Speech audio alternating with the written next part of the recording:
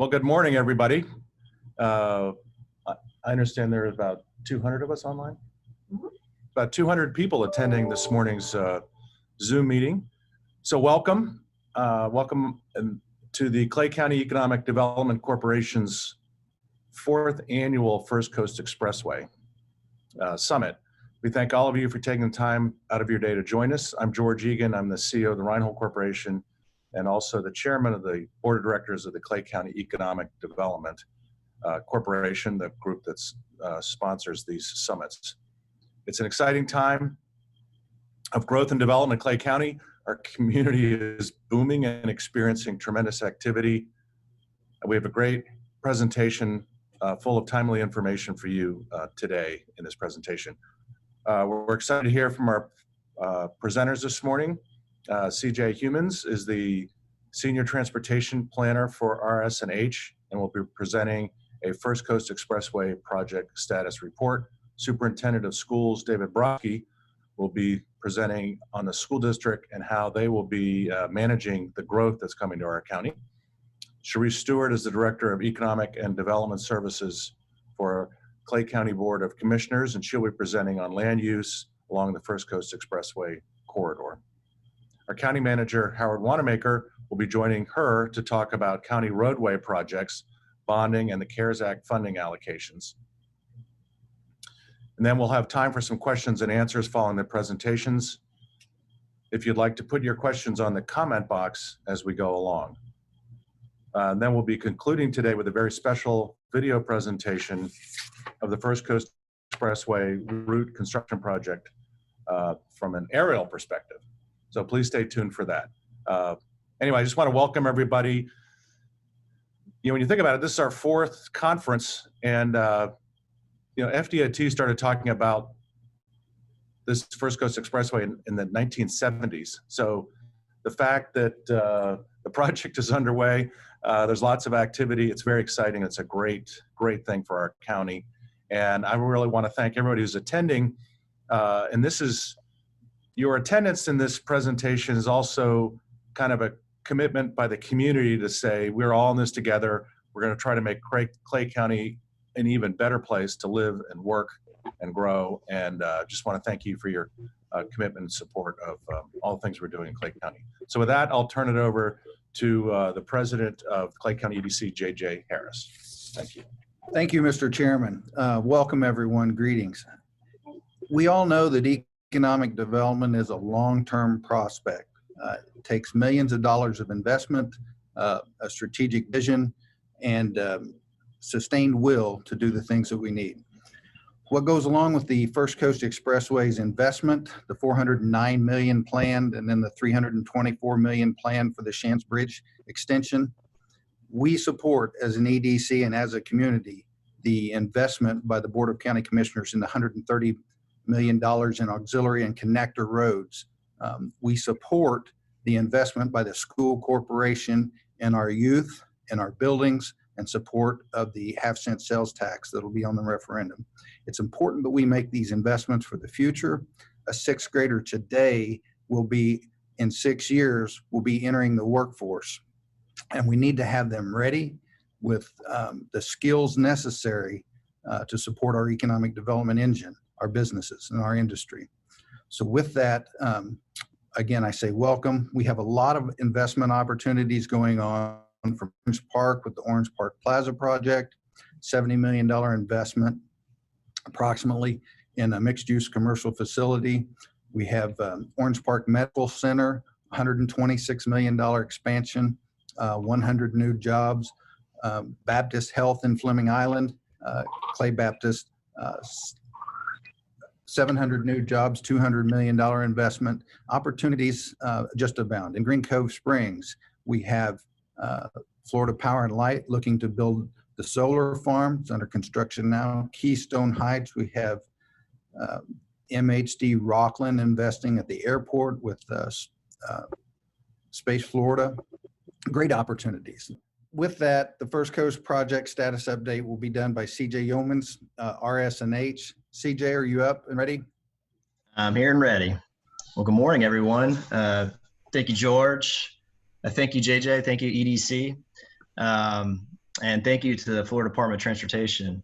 I gave a status update last year, I believe a couple years in the past as well. So pretty excited to give you a status update of where we're at today. So let's get going. Let's see here. There we go. My name is CJ Youmans, and I serve as a senior transportation engineer with RS&H. And I also serve as the consultant project manager on the First Coast Expressway project. I'm joined this morning by Amy Williams, who's the department's design project manager, and Ms. Sarah Pleasance, the department's public information officer for the project. Like George said, DOT started looking at these corridors back in the 70s. So, you know, we're 40, 50 years in the making, and we're off to a great start. So, without a doubt, our world is changing. You know, you look at the news, you know, the good news, bad news. There's a lot going on right now. In Florida, over 900 people a day are moving here. 900 people a day. That's like adding a city larger than the size of Orlando every single year. So imagine that, a city the size of Orlando added to Florida every single year. That's incredible. Next year, Florida will grow to over 22 million residents. And Clay County is really no different. Over the next 25 years, economists believe that the population here could increase by over 30%, or by about another 100,000 people. When you've got a great place to call home, like Clay County, people tend to want to move there. But there is a small problem. Clay County is the largest county in Florida without an expressway system. Blanding Boulevard, US 17, Henley Road, Shands Bridge, our local roads are congested at some of the most critical times of our day. Without mobility, our local economy is severely restricted. Nearly every sector of life relies on the ability for people, goods, and services to move in a region.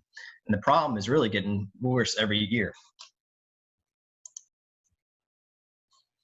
But the good news is that the First Coast Expressway is coming to Clay County.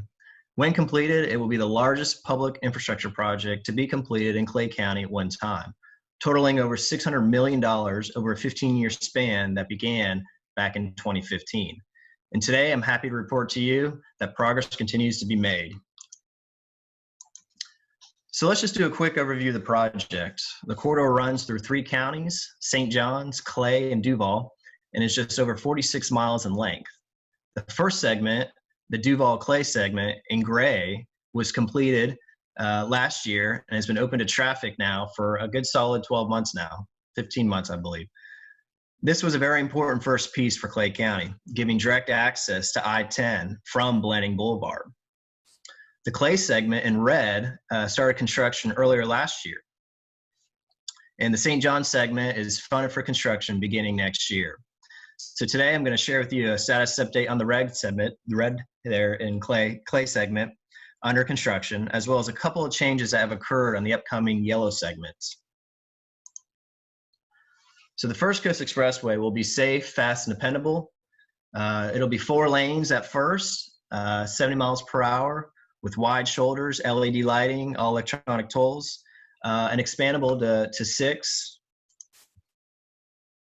and 8-lane configurations. So we're planning for the future. The gantries are all electronic, no stopping. You've probably seen these in the segment that's done today. The mini transponder on the left is fixed to your windshield, and while the mobile transponder on the right can be moved between vehicles, you can get these online at SunPass, Publix, CVS, pretty easy to get. The corridor is expected to save you time getting to I-10 and I-95. From State Road 16 in Clay County near Penny Farms, you can save about a half an hour getting to either I-10 to the north or I-95 to the east during rush hour. Having a known and dependable travel time, especially during rush hour traffic, is consistently named one of the most important benefits to drivers, something that we need. So let's zoom in a little bit. On the North Clay segment that's under construction today, running from Blanding, State Road 21 Blanding south to just north of State Road 16. This contractor is Sasir, and the CEI is H&TB. They are ahead of schedule, 32% completed while only using 23% of the time. So we're anticipating that right now they're about 3 to 4 months ahead of schedule. Right now, the anticipated year of completion is fall of 2024. Best estimate, but subject to change. We're going to fly through a couple photos here of construction. Starting at the north end here at Old Jennings.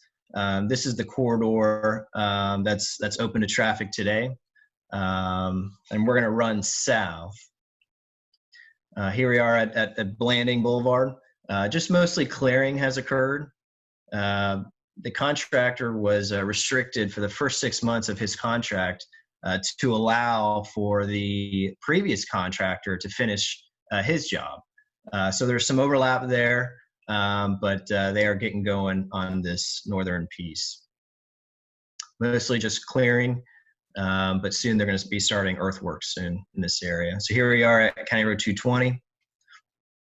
And then moving further south to Black Creek, they've driven piles for the bridge on one side, and they are soon to be starting work in the water. Moving further east to Henley Road. Haven't probably seen a whole lot along Henley just yet. Maybe some barrels and cones up, moving traffic around. But just they've started to construct the bridge, cleared a large area to the west of Henley, and you can kind of see there's a box culvert that they're building here. Here they are building it. They're tying the rebar, then coming back and pouring the concrete around it. Here we've got this work occurred over the last 2 months. Forming up a concrete channel, and then a few weeks later coming back and pouring it. So making good progress there. You can kind of see that same area here. Now it's full of water, but yeah, they're making solid progress in this area.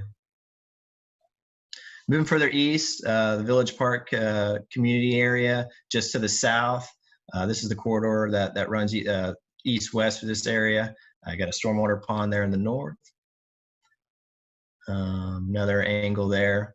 Right here at the bottom of the screen, we call this, this is a bridge overpass for NS3, which is the future north-south corridor to a future Clay County road that we're building an overpass for now and planning for the future. Moving further east, here we are, Bradley Creek. Building a four-span bridge here, set of bridges to overpass it. And then moving further east, here we are around a major curve that now the corridor is about to run north-south. In the background there, you can kind of see County Road 209, which is Russell Road, just to the north there. Moving further south, Sandridge Road. This is really where the contractor started his work. This is about the midpoint of that segment, working north and south from that area. Constructing the overpass, the retaining walls here. Moving further south, just to the west is the Rolling Hills community. Try to get your bearings. That's where we're at here. And on the west side of the corridor, contractor is building concrete noise walls to reduce noise levels from the corridor. There's another view kind of higher up, and here we are at the another future road, the County Road 218 extension overpass here, just south of Rolling Hills. Here we are looking west, and this corridor is going to connect up with County Road 218. You can just see it in the background there. And then to the east, it'll connect up with County Road 315. Here's a little more zoomed in. You can tell it's pretty muddy, pretty wet out there. we were able to save trees in a couple key areas. This area is kind of at the interchange, the 4 quadrants. And just last week, they started hanging the girders, the beams for the bridge. Pretty remarkable in the first year to be doing this on a corridor this size. And here they are building MSC wall, pouring the concrete for the cap. More trees in that same interchange, the County Road 218 interchange. Trees within the infield areas that we could save. Headed further south, we're starting to get near Peters Creek and a number of minor tributaries, little creeks that feed into it, constructing box culverts in these areas.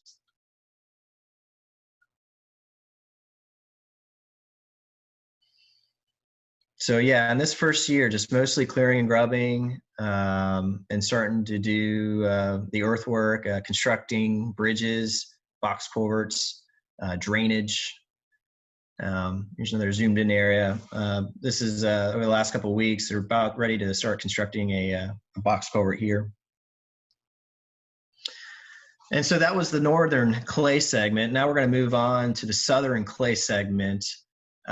This segment runs from State Road 16 near Penny Farms and heads south and wraps around and ties in back to State Road 16 at the Shands Bridge. Good news here is that they are also ahead of schedule, 37% completed and only 21% of the time used. So they're probably about 4 or 5 months ahead. They started after the previous segment, so but it looks like as of now the two segments are going to be completed at the same time, which is great news. And we're going to run through this corridor now. Here we are at State Road 16. This contractor is really getting at it. Earthwork, a lot of the earthwork is completed, and already starting to put down sod and some lighting. Next up, over the next few months, they're going to start paving. So they are making excellent progress. Here's kind of a zoomed in area of them diverging a channel, a creek, and constructing a box culvert here soon.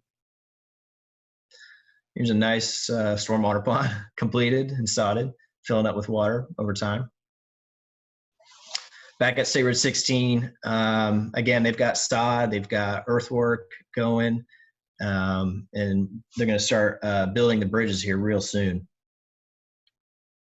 You are looking east, back towards Green Cove Springs, and then the west. Moving further south, another completed stormwater pond. Here's another.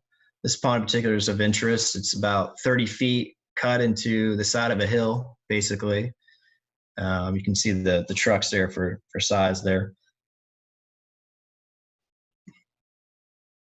Moving further south, we're at County Road 315, Springbank Road.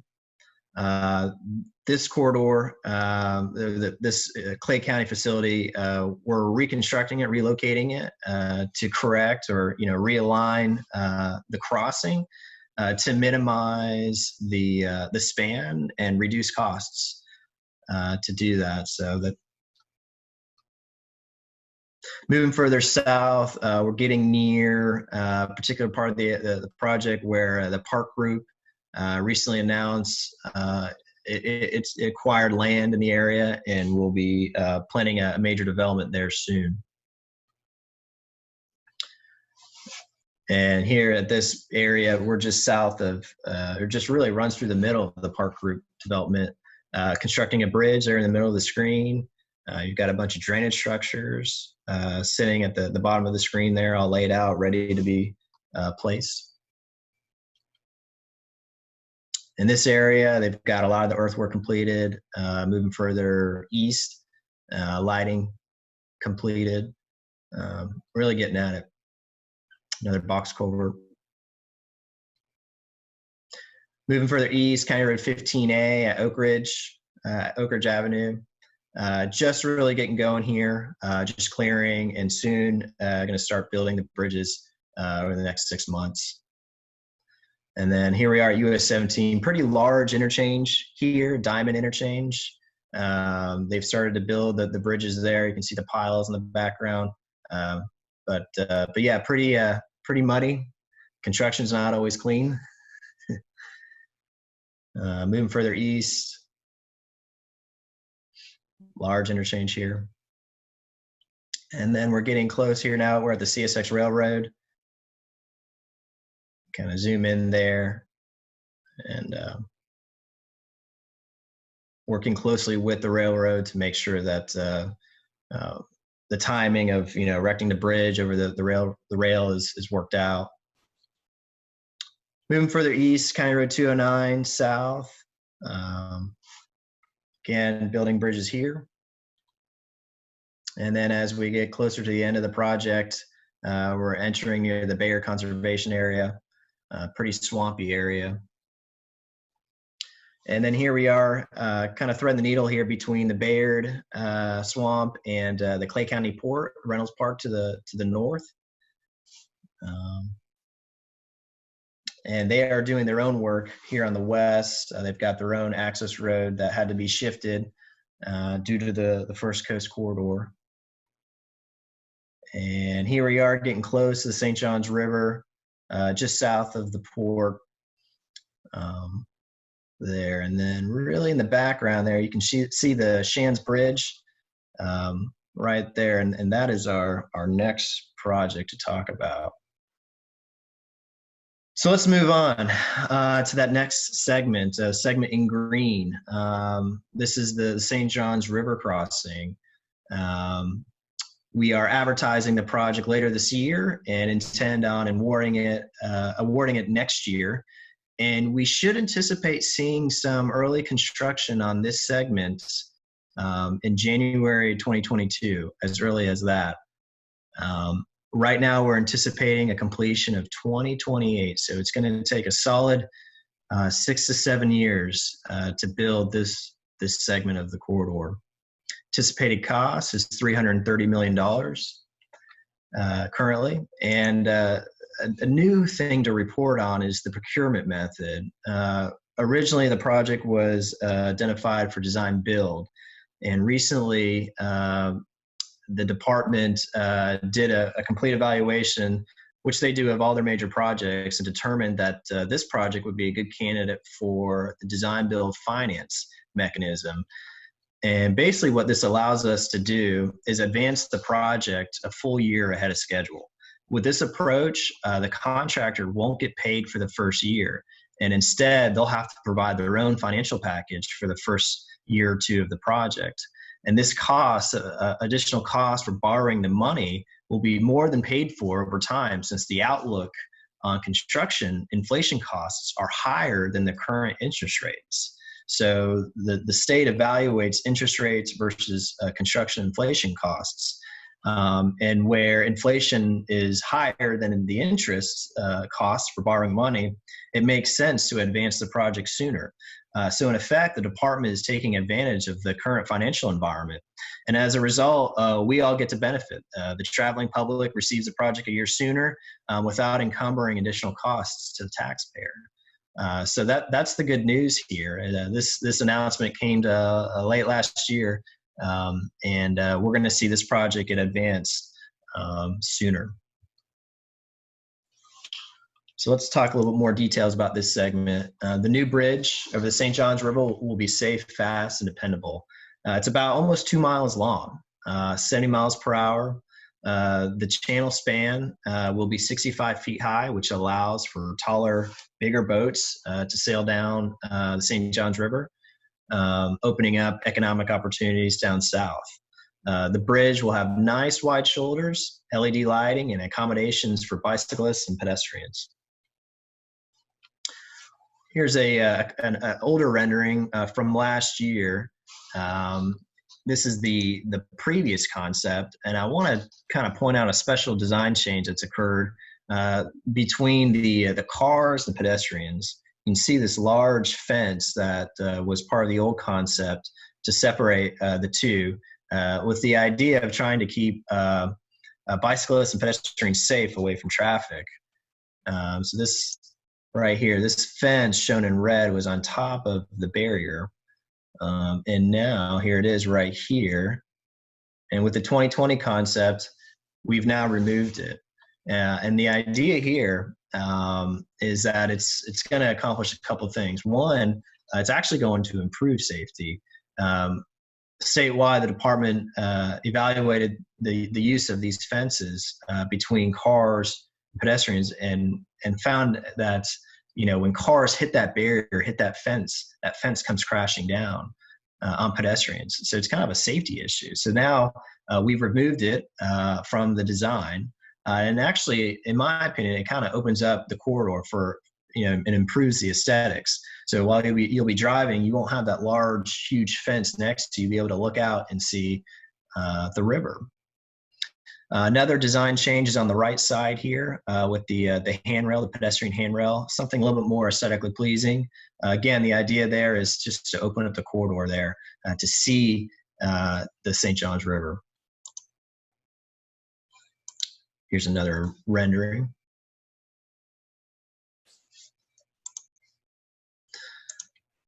And then another recent design change is shown here at the base of the existing Shands Bridge. We're on the Clay County side. Just last month, the Clay County Board of County Commissioners agreed to enter into an agreement with the department to leave a portion of the existing Shands Bridge to be used for recreational purposes.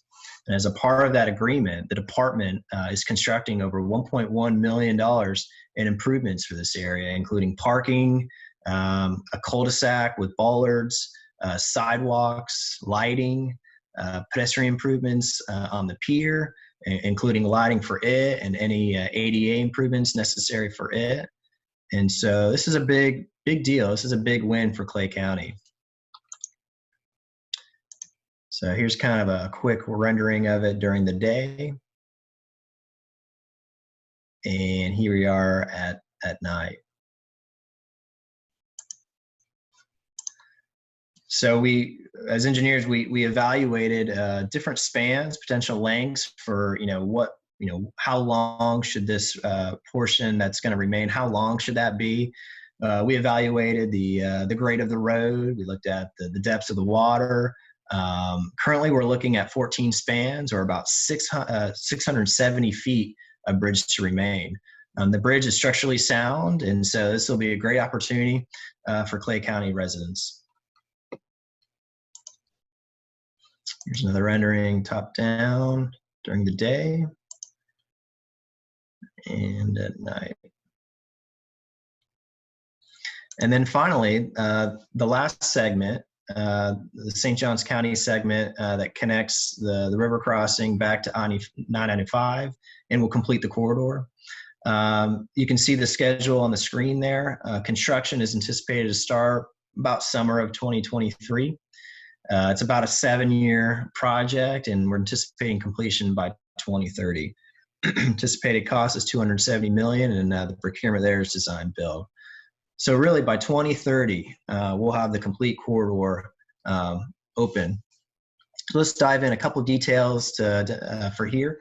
There's a pretty major design change on the St. Johns County side.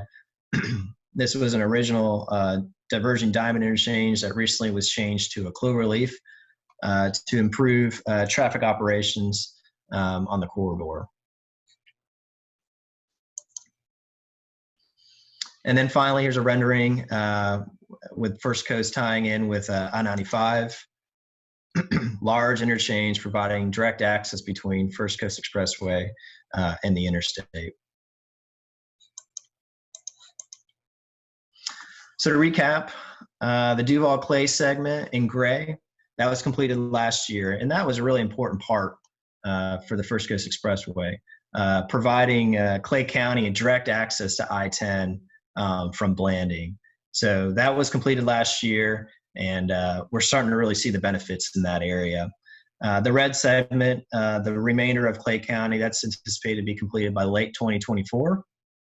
And then the yellow segment, the St. Johns segment, the final two, the river crossing, and then the connection to I-95 completed in 2028, 2030. So yeah, we're still 10 years away from being completed. But the good news is that progress is being made and we're off to a great start. So that's all I have, and we're going to move on to our next presenter. I'd like to introduce to you our Clay County District School Superintendent, Mr. David Broskie. Mr. Broskie has been with Clay County Schools over a long and distinguished 30-year career, rising the ranks from teacher to principal, leading multiple schools to A rankings. His people-centric approach has made a true difference in the lives of many. He has a passion for teaching and learning and providing world-class educational opportunities for the students of Clay County to ensure that they are prepared for the future. In March earlier this year, Mr. Broskie was appointed by Governor Ron DeSantis as our interim superintendent of schools in Clay County. So please give a warm welcome to him. Greatly appreciate that. It's great to be here today. Great to talk with everyone. Of course, all of these improvements do have an impact on the school system. So I'm getting ready to share with you. So today, what we are going to talk about today is enrollment and student data trends, how that affects our school system, the areas of growth, projected school needs, financial implications, timeline of projected builds, and also the ever popular COVID-19 and how that affects the school system and how we're going to open up schools. So there's a lot to cover, and so I'll move quickly through it.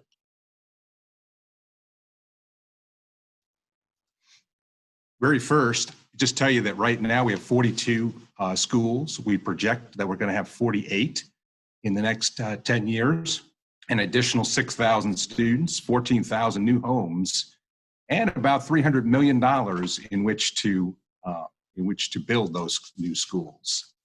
If you take a look at the graph, you can see that Clay County is a great place to live. It's a great place for people to come. It's a great place for people to raise a family. And of course, that means more students within the school system. You can kind of see that chart ticking ever upward in the Clay County School District. Just some quick facts. You can see that we're very proud of being ranked 8th in the state out of 67 school districts. We have a 91.9, almost 92% graduation rate. We're very proud of our industry certifications, our post-secondary readiness, our ability, and our top 10 ranking within those that you see on the right-hand portion of the slide. So let's talk about projected school needs. Our first projected need is in Green Cove Springs. We're going to have to start building soon. You can see it's going to affect Rideout Elementary, Lake Asbury Elementary, Lake Asbury Junior High, and Clay High. You can kind of see where that arrow is pointing there. And you kind of see that we divided out into school zones, and you can kind of see the letters of those schools on your map. Every place you see one of those blue circles with a yellow outlining of the blue circle is a new development currently being either planned or under development. So in this particular area, the 315 property, you can see growth through Annabelle Island, Avenilla Hills, Cross Creek, Rolling Hill. All of those are areas of new growth there. And you can kind of see on this particular view, you can see them a lot better in a more defined area. These are all areas of growth. And when you see that, that equates to about 1,100, a little better than 1,100 new elementary students in those areas. So all of this growth will in fact require the building of new schools. If you take a look there, you can see the construction area of 315, what we would call School R. You can kind of see the School R zone, and you see the various developments that are going in along that area that are going to have an impact on Lake Asbury Elementary, the green area, which is Charles E. Bennett, Shadowlawn Elementary, and Rideout Elementary. You can see that on that particular view. You can also see that the occupancy of Lake Asbury Elementary would go over 100, be about roughly 110%. And if you kind of take a look at another area, you know, as the Beltway gets built, these areas are starting to produce more and more houses in those areas. So you can see in the Oakleaf and Tynes area, School A, and projected build there would be 2022, 2023. Again, the outer view giving you a big picture of the whole county. You can see the schools that the Oakleaf and Middleburg development are going to impact, whether it's Coppergate, Tynes, Argyle, OVE, Poe, Discovery Oaks, Oakleaf Junior, Oakleaf High, which is already at over 100% capacity, Ridgeview, and Middleburg High School in that particular view. Again, every place you see a blue circled by yellow, those are big developments that are going into those areas. So some of the names of those developments, you can see them listed below: Azalea Ridge, Brandon Field, Cameron Oaks, Eagle Landing, Greyhawk, Kindlewood. And you can kind of see the numbers of students that we're talking about in each one of those homes, you know, with some of them going as big as 600 new homes. Then, of course, that all equates to new students. Using a formula, we determine that to be about 560 elementary students in that area. You can also see the impact on those schools as to their current percentage or capacity for students and what they would be after those developments are built out. You can see a bigger view or a more enlarged view of that, again, showing you all of those areas and what those areas, the impact on the school system would be. I would encourage everyone to kind of look closely, because you can see that there are many developments in this area that are currently underway right now. Tynes Elementary is probably one of our bigger areas that have been hit with increased growth and population. You can see by this graphic that we're looking at the potential of 180 new students, which could be 120% capacity. You know, so the good news is if you build it, they will come. And then, of course, dealing with the growth is another issue that we're currently dealing with. So then projected school needs 3, 4, and 5 are in the Governor's Park area. Again, here's a big view of the entire district. Again, showing each one of those. You could see two huge areas, Saratoga Springs and Governor's Park, down a little bit south of Green Cove Springs. So you're looking at, you know, two schools there and an elementary. You could see how that would play out as far as numbers of students.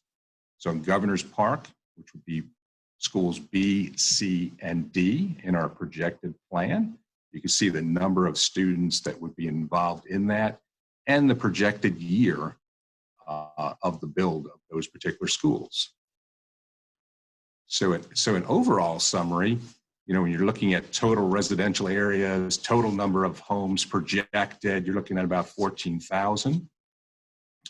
And when you look at the portion of that should be completed by 2025, the Clay side of it, we're looking at about 6,000 new students is our estimate.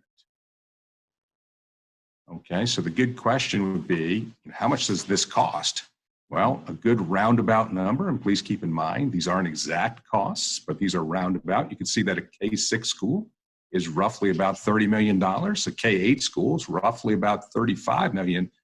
And a high school, a 9 through 12 building, is about $80 to $90 million. So when you start doing the math on all of this, you can see that's a lot. It's $300 million roughly in new construction. And then you could see the funding source for that is yet to be determined, right? How are you going to pay for $300 million worth of new construction is really the question. So just to kind of review some funding options, one option would be to use funding from the general fund. Well, the reality is that the general fund itself, roughly 84% of that is used in personnel. You know, education is a people business. We work with people's children. There's a high percentage of what the money that we receive is used for people. Another option is to bond out the debt. So to give you an idea, Fleming Island High School, I believe was built in '03. And so that means that we are still paying the debt service on Fleming Island High School at this point. Another option, just to kind of review all the options that are out there, not really advocating one or the other, for those of you who are concerned, is the use of impact fees, right? So the use of impact fees are currently, the impact fee is roughly $7,000 per new build. It's about $5 million per year, which means you would have to collect those for about 6 years to build a building debt-free, an elementary school. And in fact, that's what we did in the case of Discovery Oaks, in which we built that building debt-free. But if you're trying to build multiple buildings over time, impact fees would not be enough to cover it, to be honest. I believe twice the issue of impact fees came to our board, and the board rejected increasing the impact fees, which were followed after the technical report guidance, the study that was done as to the amount that an impact fee should be. And of course, you can always redistrict. That's another option. It's not a very popular option. I can tell you that in a community perspective, what happens is people get attached to their school. They get attached to their teacher. They get attached to all of that. And when you move people from the school that they currently are at to another school, you know, it's a pretty big deal for all of those families. So, but that is another option that's on the table. So I just wanted to kind of lay out the options that are there. In addition, the district has also identified more than about $300 million in need as far as repair goes. The average age of our facilities is roughly 60 years. Some schools are approaching 100 years old. So mechanical systems and all of those things that need to be replaced are all very expensive. And so I think it was about $312 million of deferred maintenance needs for there. Kind of an interesting statistic that we're not proud of is Clay County has the third highest number of portables. You know, the little buildings that you see behind schools that are used as classrooms, which are a good makeshift solution to changes within populations within attendance zones. And so we've done that routinely for many, many years. But the fact that we are just behind Miami-Dade and Orange County, which are significantly bigger populations, you can see that that's an indication as to the capacity within the school system. So let's talk potential barriers and potential solutions. When you look at it, the rate of growth over the next 5 to 7 years is equal to Oakleaf, Eagle Harbor, and Fleming Island. The funding sources to pay for the new growth, funding to pay for the new infrastructure, and the expedited timeline of growth. It's great that the expressway is being built faster, but it also puts more pressure on the school system to develop solutions, particularly with funding, on how to pay for the new growth and the school systems. So some solutions: to develop a master plan for new construction, identify strategies to fund, partner with counties and coordinate for infrastructure, and work with Clay County Planning Commission to ensure growth is doable and controlled. So, you know, when we're talking about growth, I just want to give a big 30,000-foot overview of growth, how it impacts the school system, and where those things are. So to transition to a totally different topic, but one that's important, that a lot of questions are coming about, is the reopening of schools. And so I'm going to go very quickly through this. As you know, and I'll kind of paraphrase the slides as I go through it and read them to you, but you know the school system was shut down basically since March 13th. Never before in the history of our country or our state or our county have we shut down K-12 education totally on a Friday afternoon. So this was brand new territory for the school system, and the school system reacted fairly well by putting together a distance learning plan, Not ideal for everyone, not ideal for some parents. I know some parents have said they can't wait for their kids to go back to school, right? So, but it was kind of incredible and very, very inspirational as being a person that's in the school system for 30 years. I mean, it might be the biggest conversion that I've seen in my 30 years in public education. You know that on June 11th, the governor introduced his reopening plan. He talked about really 4 things. He talked about the loss of learning during that time. You know, kids not being in school for all that time creates a big gap in learning. How do we get that back? He also had guidance for how to reopen school, and then had some funding parts there. So he really focused on opening schools in an in-person basis, because nothing beats the teacher in the classroom and that one-on-one interaction between a student and a teacher. And if you're looking for this plan, it is on the DOE website. It's about 146 slides. I've cherry-picked 2 or 3 to kind of give you the brief overview. He's talking about doing this in a staggered step approach. So we've done that. For those of you who don't know, we've had athletics have been back on campus since June 15th. We have band, we have other programs that are operating currently right now on school campuses with a bunch of additional precautions dealing with social distancing, screening of students, all of those kinds of things. We look to introduce a summer recovery plan in step 2, and then step 3, of course, is coming back to school here in August. So we really have to prepare 3 ways. We have to prepare for 3 different scenarios: coming back in school 100% like school was in the past, and of course, what kinds of precautions are we going to take, not only with cleanliness and the cleaning of the facilities, but also social distancing, how to do transitions between classes, how to do the entrance and exit out of the school building in a way that minimizes risk, all of those kinds of things. That's scenario 1. Scenario 2 is kind of like a hybrid, where you go part of the time at school, part of the time at home doing distance learning.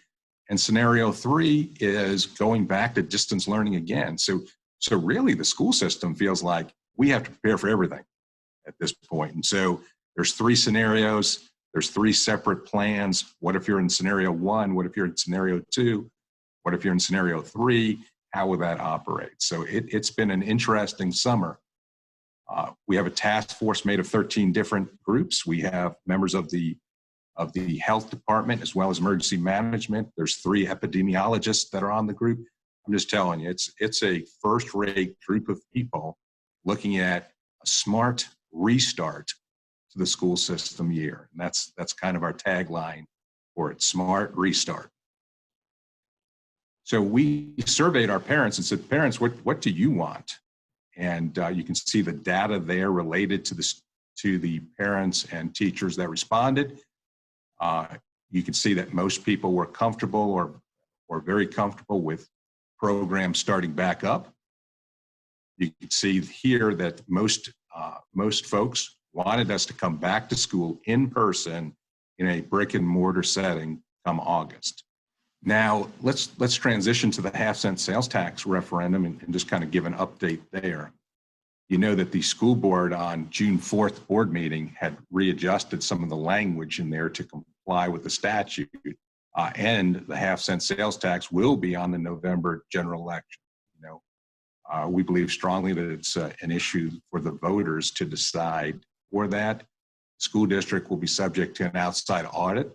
As a result of that, we've already had 1 audit, and then we have a follow-up audit prior to it being on the ballot. As a school district, we cannot advocate, for the half-cent sales tax, but we can certainly educate, and we can kind of point out the new growth challenges that we face, as well as the deferred maintenance challenges that we face. Our role is to ensure that Clay County students continue to be offered a relevant and reliable learning environment. We want to create a world-class education for our students. And with that, that's it for me. And now at this point, I am going to turn it over to the wonderful Chereese Stewart and Howard Wanamaker for a county update.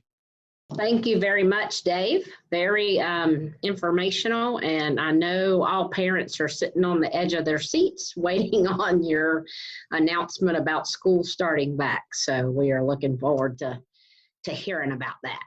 Thank you guys for having us today. What we want to do now is Howard and I will talk a little bit about really building on what you guys have already talked about. CJ, you gave a great pictorial view of what everything looks like with the First Coast Expressway, and Dave did a really good job at showing what that growth means to our school district. So what we're going to do, I'll take a few minutes and I'm going to talk through what the First Coast Expressway has done for economic development and what it looks like for land use, and where we think we'll have those economic development hubs along the way on the First Coast Expressway.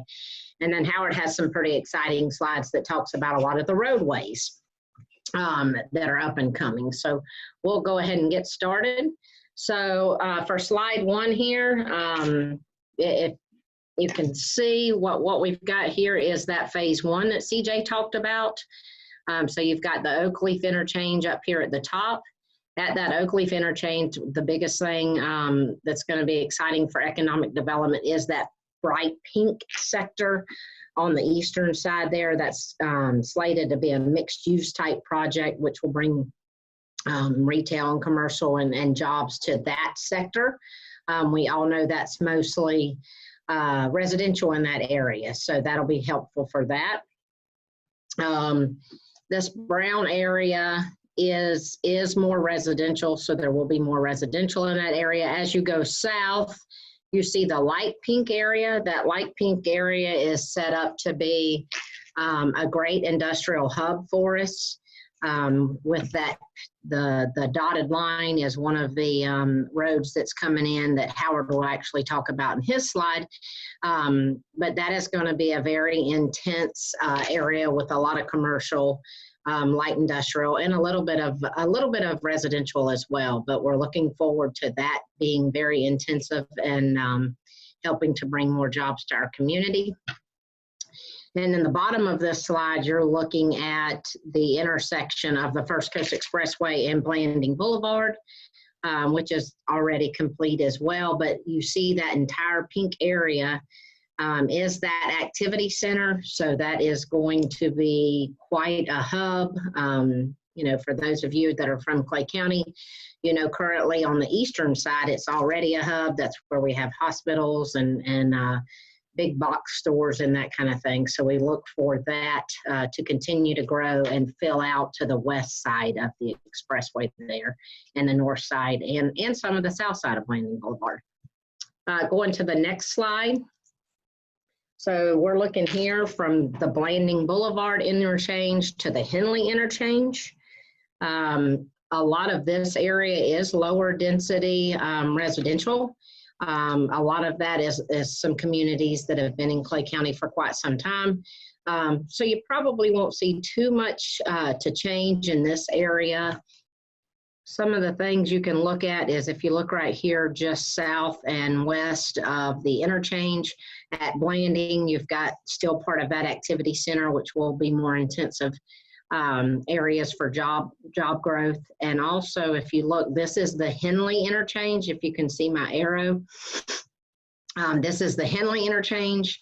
Most of this is rural fringe, so most of this does have a lot of housing. However, if you remember CJ's slides, it showed the Village Park community, which is over on this side, and the purple circles are the Village Center, which is some mixed use, just like we had up in the Oak Leaf area that I showed you just a second ago. So do have some growth there. I mean, I would say looking at the different interchanges that are in Clay County, this is the more residential area, and this is, as Mr. Broskie talked about, this is where we see a lot of residential growth.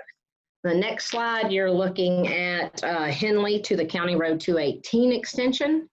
And one of the things I wanted to point out on this slide, a lot of the dotted or dash line roads that you see in both of these slides, it's yellow in the slide to the left, to the aerial, and then kind of a orangish color in the future land use map. But those are dash line roads that A lot of those developers that Mr. Broskie was talking about that are coming into that area, they will build those roads.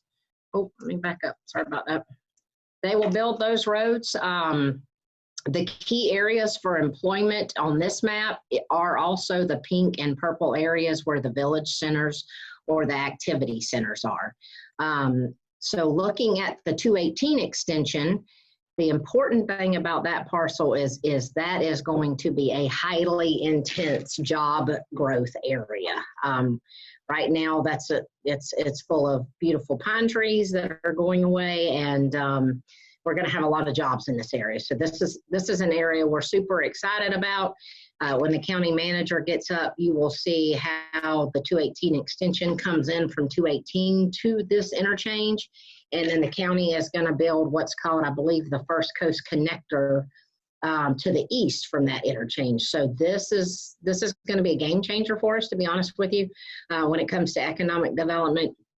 And we're just going to see a lot of job growth and extensive commercial, light industrial, that kind of thing in this area. So it'll be great for us as a county. Obviously, our goal is we have close to 70% of our population that drives out of county today to work every day, and our goal is to move a lot of those people back in this way, and this interchange will be one of those that helps that greatly. Is your 218 to State Road 16. So this is the area I just talked about at the 218 extension interchange. You've got some wet areas around here, and if you remember, CJ discussed some of that when he showed you his pictorial tour of the First Coast Expressway. But one of the things that is exciting for this area is the northwestern side of the State Road 16 interchange.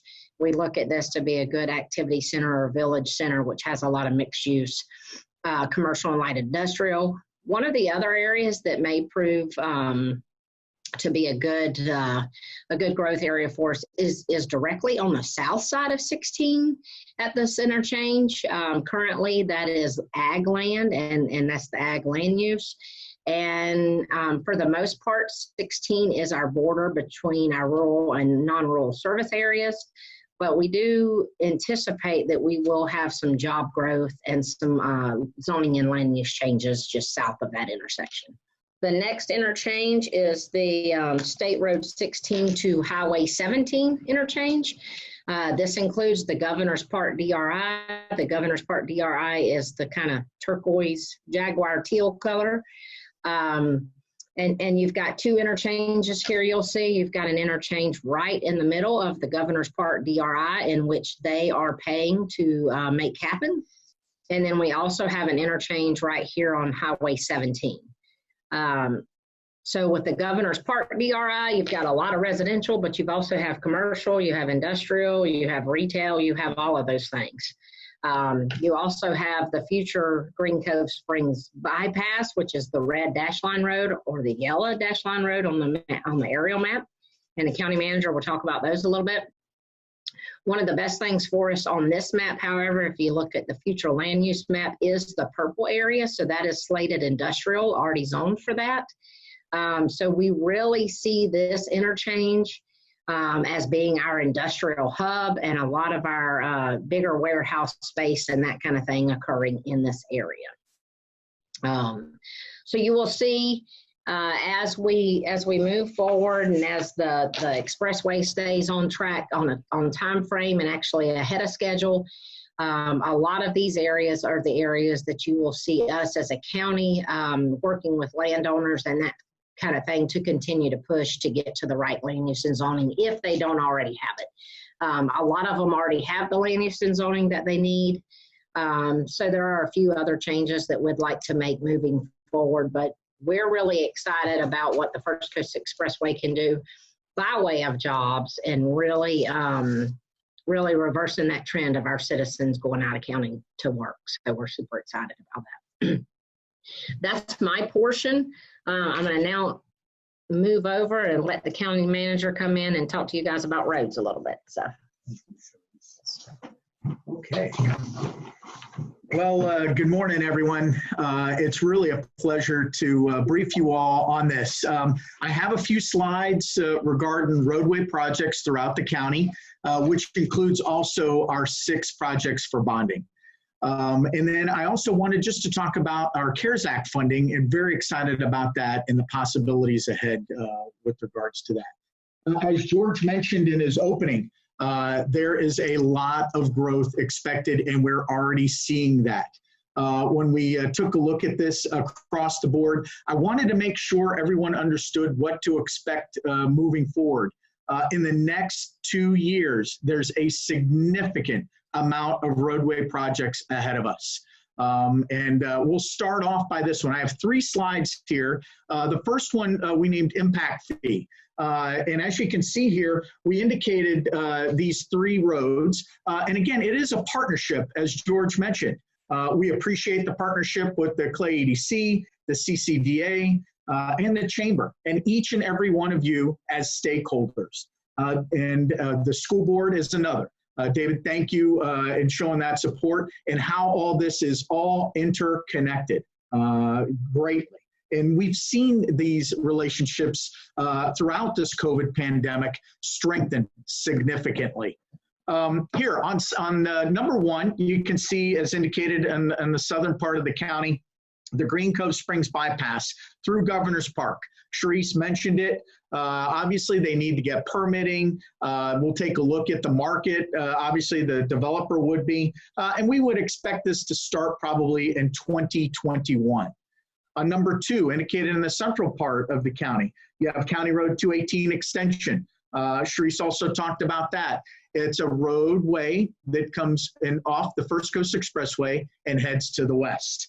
This new construction would be a 2-lane suburban and approximately start in 2022 sometime, and needs to commence by December 2022. Number 3, to the northern part of the county, Cheswick Oaks. Again, this is ongoing construction and should open sometime in the next 3 months, 3 months of opening. So again, these were funded, when it comes to the funding side, were impact fee funded. Okay, this is a busy slide. This is one of the first times that we've shown all of both the state and county funded roads throughout the entire county. There are 13 of them. I'll quickly and briefly go through these and welcome any questions that you all may have. Starting again to the southern part of the county, County Road 315 Charlie. Okay, this is a state funded road. It's widening and shoulder improvements. There's a ribbon cutting ceremony on July 10th at 0900 for this. Like I said, a lot happening between now and the next 2 years. Number 2, again, this was from the North Florida TPO and a brief that we had a few BCCs ago, and wanted to add this to the slide. State Road 21 is in 2 sections. The first section is State Road 16 to County Road 215 for resurfacing. We expect that to start here later in the year. And the second section is Keystone Heights to the intersection of State Road 16. We expect that to commence in 2021. Number 3, up towards the top there, and in blue. Blue is state funded, again. State Road 21, it's Middleburg 218 to Black Creek. It adds lanes and reconstruct, and that's, again, ongoing construction that I'm sure many of you have experienced. Number 4, to the northern part, State Road 23 Frontage Road. This is state funded. It's east of Plantation Parkway, and it will begin is to be determined, and we're working on that. Number 5, so our first yellow, County Road funded, County Road 220. It's Henley to 221 to State Road 21. It's a reconstruction from 2-lane to 4-lane urban. Will be commencing in 2022. It also includes Dale's famous quad intersection in that area. Number 6 is County Road 209. It is state funded, shoulder work and guardrail. It'll commence by the end of the year here. Number 7, this was also briefed at the North Florida TPO, briefed to the BCC, is State Road 17, Water Oak Drive to Doctors Lake Bridge. It's done in 2 sections. It's intersection improvements, lighting, and resurfacing. That should commence here in 2021. Number 8, it's a different color here. It's both state and county funded with the yellow circle and blue diamond as indicated. The state funded part is the signal at Lakeshore, and then turn lane improvements at Town Center, and county funded Triple R. And again, Triple R resurfacing, restoration, and rehabilitation. That should commence here later in the year. Kingsley Avenue, state funded, State Road 21 to 17. It's a resurfacing, and it'll commence in 2020 here, this year, but it is a 3-year process for Kingsley, and that's your northernmost there as indicated on the slide. The next following county roads, 10, 11, 12, are listed. College Drive, it's a Triple R. State Road 23, number 11, West Frontage Road. And number 12, very excited about Atlantis. Again, this is a partnership with the developer there, new 4-lane urban roadway. It'll commence later this year. We've gotten permission from the Corps, and the permitting is now with the water management. It'll go back to the Corps. And again, we needed some mitigation credits for wetlands, and we've received that. So that is moving along. That's quickly moving now. I know there was a slight delay in this, and about a 1 to 2 year delay, but we really want to get this done, and we're pushing for that. And then the last one here is 13. This was another one that was briefed. It's a bike path for the Black Creek Bridge rehab, and should be completed sometime in 2021. Okay. This next slide, pretty busy. So I went ahead and had the folks and the staff put both the impact fee and the state and county funded roads in here, but I also overlaid our $129 million 6 bonding projects. We completed the sale of the bonds the day prior the market crashed for COVID-19. It was extremely lucky. The bonds were all sold. We received $129 million. And we went forth on our project and to search for an owner's rep. We will be briefing the board on that here next board meeting and the results of that, and then bring them on board here mid-July, end of July, along with a project manager that we've also hired and gone out with. We may even call him the road czar. So starting on this slide that you guys remember, I see CJ likes that. So number 1, so let's go to the far western side of the county, okay? And these are numbered in priority and were approved by the BCC, okay? So number 1 is County Road 218 from Cosmos to Pine Tree Lane. It increases 2 lanes to 4 lanes. And let me remind you, those that are in red are deficient roadways. By looking at the current traffic volume and the anticipated traffic volume, also based on road width, the number of road signals, and then the timing of those signals. These would be deficient, okay? Completely jam-packed on these roads now and into the future. So number 2 is to the far east.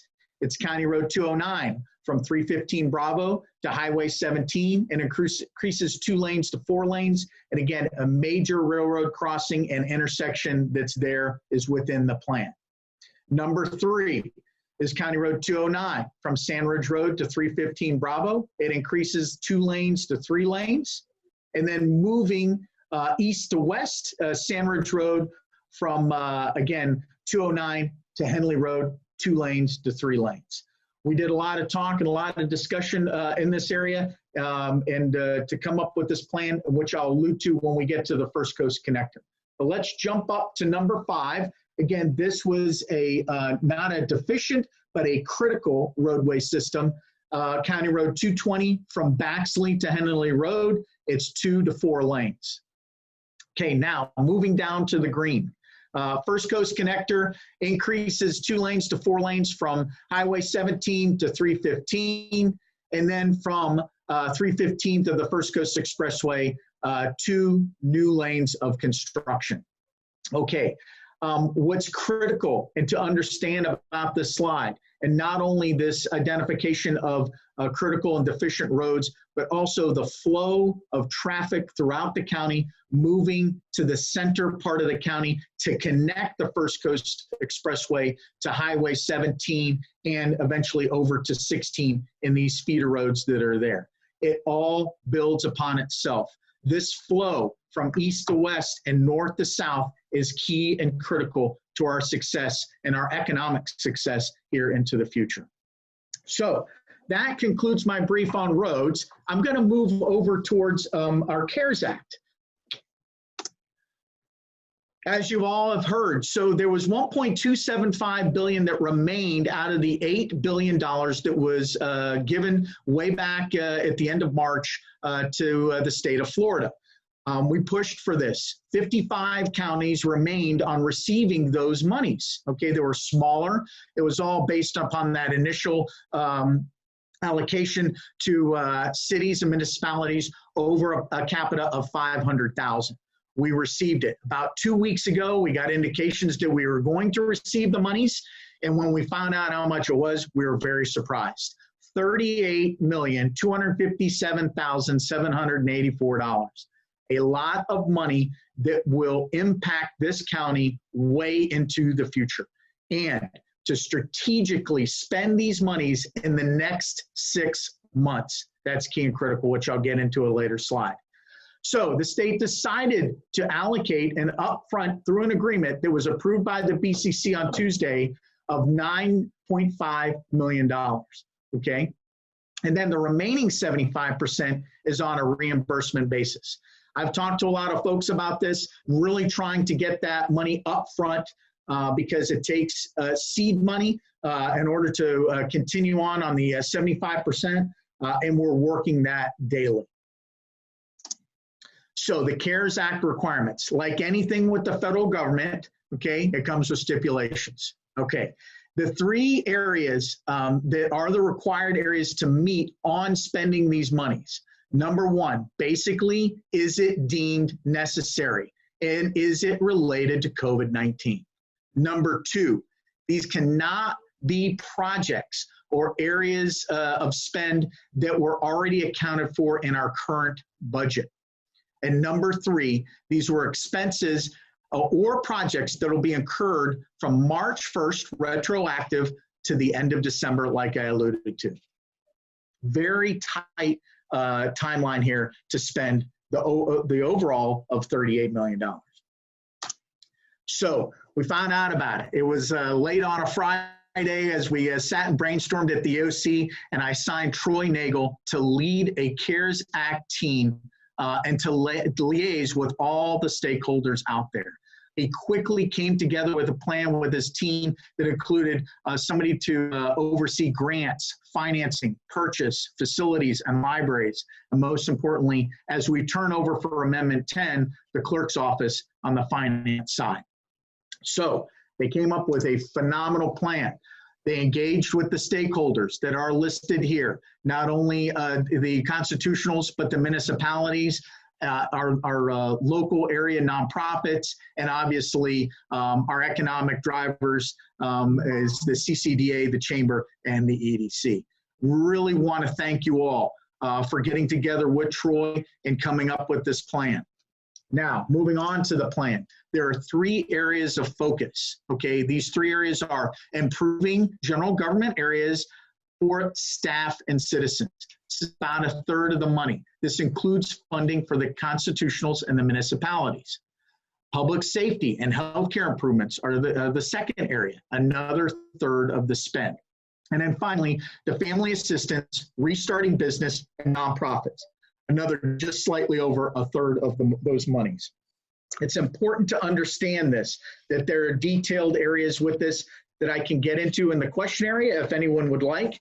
But the bottom line is, 1, to take care of our county families and businesses and nonprofits. That is extremely important and high on the BCC's priority list, okay? This will mean that towards the end of July, both the residents and businesses and retail businesses and nonprofits can apply for grants. Individual grants for $1,000, business grants at $2,000, and nonprofits as needed for the amount that they've lost and the amount that they anticipate in need. In these other areas that we're going to spend the monies, we're going to help on the reducing the spread of the virus, right? These touch points, automatic doors, things like that, touchless faucets. On the public safety and healthcare, to improve these areas for our first responders, to ensure they're equipped properly, that they have all the PPE they need and the latest systems in order to mitigate, again, the spread in that risk. Okay, and then finally, most importantly, a new healthcare department, and to go out and purchase a building and facilities so that they can move in and be centrally located in the county and take care of our residents and our community, especially as we anticipate a much needed vaccination and immunization that will probably come up for this COVID-19 pandemic. Okay, and anything into the future. So those are the key 3 focus areas. And look forward to any questions or any discussions that y'all may have on that. I think we have a final slide for questions and our contact information, both Chereese's email and number and my email and number are up here. Look forward to continued conversations and to address any concerns that you all may have. So thank you all for your attention. Thank you all for this time to brief these exciting times ahead. I know we've been in a lot of trying times, a lot of excitement ahead. So JJ, I think it's back over to you, and I really appreciate it. Thank you. Thank you, Howard. Thank you, Chereese. Thank you, David. Thank you, CJ. So with a lot of the terminology that was thrown out there, some are familiar, some are not, but I'll just explain a development of regional impact, a DRI. So we'll start at the northern part of the county with Challenger Center. So this is a master plan or a concept plan that is approved, but the Challenger Center, 720 acres, of which 440 would be buildable. There are 436 dwelling units planned, 555,000 square feet of commercial space, 850,000 square feet of industrial space, 2 million square feet of warehousing space. So then if you go down to Saratoga Springs, upwards of 4,200 homes, 387,000 square feet of office space, 344,000 square feet of commercial space, and a 250-bed hospital. And then if you go down to Governor's Park toward Green Cove Springs, and this all follows along with First Coast Expressway, over 6,000 dwellings on a 3,200-acre parcel, 700,000 square feet of office space, 840,000 square feet of commercial space, 2 million square feet of warehousing space, and a 400-unit hotel. So all these funds and planned investments, from the First Coast Expressway to the crossroads to the intersections, are all being planned to benefit the community, to impact our quality of life now, to have these connector roads back and forth. The significant investments that are being made now in infrastructure will allow for the enhanced quality of life for all residents and future residents to come. Why is it important that we support these investments now? Again, these are long-term planned DRIs. They're not going to be built overnight. You might see them in the next 20 years built out, but the infrastructure has to be in place beforehand. The same way with our schools. Why is the Clay EDC such an advocate for the half-cent sales tax for the schools? You can't build a school after there's already 1,000 people planned to go there. You need that built before. So we're advocates for all infrastructure development, including our schools, which alludes to our workforce and the quality of companies that we can recruit. We're excited about these investments. We support our leadership in our cities and towns, and especially the county, that are going for these investments. A lot of stuff's being planned. A lot of things are being executed, and we'll learn along the way. There'll be improvements. It won't be without some pains and growth, but we anticipate that. We're one Clay. We're supportive of the growth and development. I want to thank all of our partners here. We're going to start a video. It's a short video. It's 4 minutes long, but it flies the route of the First Coast Expressway. But all of the partners' continued support and financial investment in the Clay EDC leverages the money that we get from the county and our cities and our towns and our infrastructure partners. Very important that we continue that funding. Our partnerships with the Clay County Development Authority and the Clay County Chamber of Commerce and many Jack's USA team. We're very excited about that. We continue to support that. Clay County is one of the fastest growing counties in Florida, and this growth is being fueled by the construction of the First Coast Expressway. The Florida Department of Transportation has committed $1.9 billion to construct the First Coast Expressway. When complete, the expressway will connect I-10 in Duval County to I-95 in St. Johns County, while passing directly through the heart of Clay County. The project includes the new 4-lane Shands Bridge with a 65-foot height restriction, which will mirror the height restriction of the Buckman Bridge to the north. This will allow greater maritime traffic into Putnam County to our south. There will be an enhanced pedestrian and bike traffic path across the new Shands Bridge. The end caps of the current Shands Bridge will be saved and used for pier fishing and recreation on each side of the St. Johns. The 7 new interchanges are being constructed, and each one is driving tremendous development activity around it.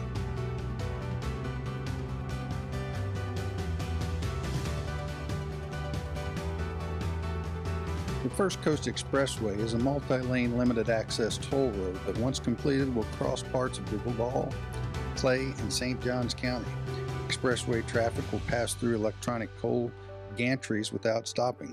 The gantries will contain an electronic system that will either detect the vehicle's SunPass transponder device or scan the vehicle's license plate for a toll-by-plate invoice in the mail. The total length of the proposed roadway is approximately 46 miles. The First Coast Expressway will reduce congestion on other major roadways in the region, important not only for daily commuters, but also critically important during times of storm-related evacuation and planned logistics routes. Toll collection on the First Coast Expressway began in July of 2019.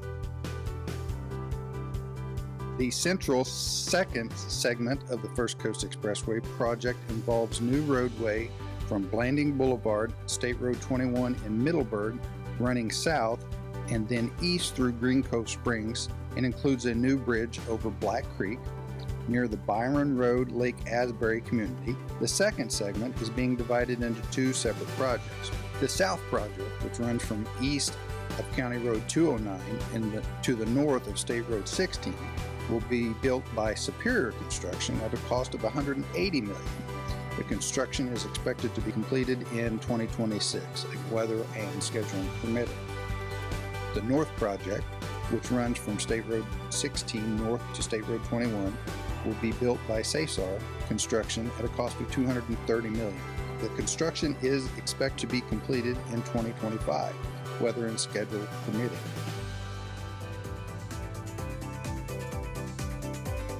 The southeastern third segment of the First Coast Expressway, the new bridge over the St. Johns where the Shands Bridge currently stands, and connection to I-95 in St. Johns County, is expected to begin construction in 2023 at a cost of $763 million. The new bridge over the St. Johns River will increase vertical clearance to 65 feet from the current 45 feet to accommodate additional shipping traffic.